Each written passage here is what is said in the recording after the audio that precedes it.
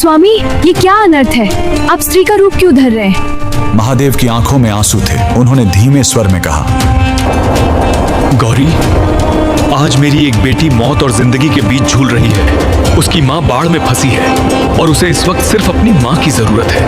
पार्वती के पैरों तले जमीन खिसक गई जब उन्होंने देखा कि काल के भी महाकाल महादेव अपना त्रिशूल छोड़कर हाथों में चूड़ियां पहन रहे हैं और साड़ी लपेट रहे हैं। पार्वती जी चिल्लाईं। स्वयं माता पार्वती के पैरों तले जमीन खिसक गई जब उन्होंने देखा कि काल के भी महाकाल महादेव अपना त्रिशूल छोड़कर हाथों में चूड़ियां पहन रहे हैं और साड़ी लपेट रहे हैं। पार्वती जी चिल्लाईं। स्वामी, ये क्या अनर्थ है? आप स्त्री का रूप क्यों धर रहे हैं? महादेव की आंखों में आंसू थे। उन्होंने धीमे स्वर में कहा, गौरी, आज मेरी एक बेटी मौत और जिंदगी के बीच झूल रही है। उसकी माँ बाढ़ में फंसी है और उसे इस वक्त सिर्फ अपनी माँ की जरूरत है। जी हाँ, महादेव एक औरत बनकर एक गर्भवती महिला की डिलीवरी कराने पहुंचे थे। आखिर वो भक्त कौन थी जिसने महादेव को दाई बनने पर मजबूर कर दिया? यह कहानी है दक्षिण भारत की रत्नावती नाम की एक परम शिव भक्त की। वह गर्भवती थी, समय निकट था। उसने अपनी माँ को बुलवाया था, लेकिन तभी कावेरी नदी में भयानक बाढ़ आ गई। उसकी माँ नदी के उस पार फंस गई। इधर रत्नावती को प्रसव पीड़ा शुरू हो गई। आधी रात, बिजली की कड़क, चारों तरफ सन्नाटा, घर में कोई नहीं। वो दर्द से तड़प रही थी और बस एक ही नाम पुकार रही थी, हे महादेव, हे मेरी माँ, मेरी रक्षा करो। कैलाश पर महादेव का आसन डोल गया। माँ पहुंच नहीं सकती थी, इसलिए महादेव ने स्वयं उसकी माँ का रूप धरा। अचानक रत्नावती के घर का दरवाजा धीरे से खुला। सामने उसकी माँ खड़ी थी। उस माँ ने रत्नावती का सिर अपनी गोद में रखा, उसे सहारा दिया। एक कुशल दाई की तरह उसके बच्चे का जन्म करवाया। पूरी रात महादेव एक औरत बनकर अपनी बेटी की सेवा करते रहे। उसे खाना खिलाया, लोरी गाकर सुलाया। सो जा मेरे लाल, तू सो जा, माँ तेरे संग ही है, डर मत अंधेरे। सुबह हुई, बाट कम हुई। रत्नावती की असली माँ हांफते हुए घर पहुंची। वो रोते हुए बोली, बेटी, मुझे माफ कर दे।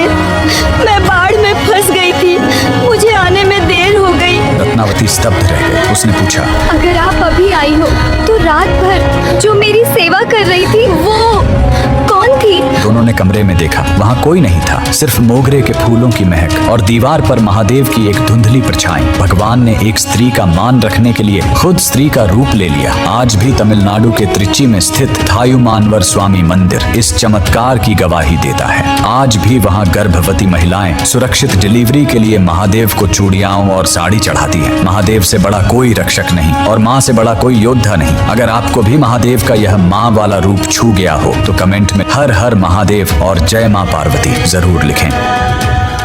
बचाओ, कोई बचाओ मुझे।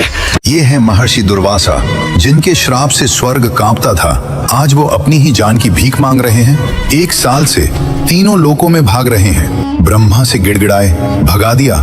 शिव के चरण पकड़े, मना कर दिया। विष्णु ने कहा, जा, मैं कुछ नहीं कर सकता। आखिर इन्होंने ऐसा क्या कर दिया? ये कहानी है सूर्यवंशी राजा अम्बरीश की। धन दौलत, सेना, सब कुछ था, लेकिन इन सब से ऊपर बस एक चीज, नारायण की भक्ति। उन्होंने एकादशी का कठोर व्रत रखा। नियम 1, ठीक समय पर व्रत तोड़ना जरूरी है। 1 पल की देरी और पूरा व्रत भंग। और ठीक उसी समय द्वार पर आ गए महर्षि दुर्वासा।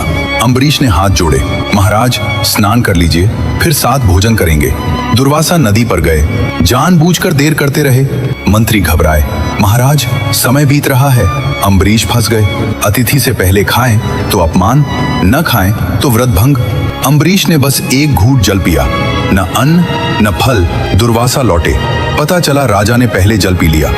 आंखें लाल, बोले, तेरी इतनी हिम्मत? जटा से बाल उखाड़ा, जमीन पर पटका। भयानक अग्नि राक्षस प्रकट। राक्षस दौड़ा अम्बरीश की तरफ, लेकिन अम्बरीश हिले तक नहीं। बस एक शब्द, नारायण। आसमान फटा, सुदर्शन चक्र प्रकट हुआ। राक्षस एक झटके में भस्म। लेकिन रुकिए, असली खेल तो अब शुरू होने वाला था। सुदर्शन चक्र सीधा मुड़ा दुर्वासा की तरफ। दुर्वासा भागे ब्रह्मा के पास, बचाओ मुझे। ब्रह्मा बोले, ये नारायण का चक्र है, भाग यहाँ से। भागे शिव के पास, महादेव रक्षा। शिव बोले, मेरा त्रिशूल भी इसके आगे झुकता है, मैं असमर्थ हूँ।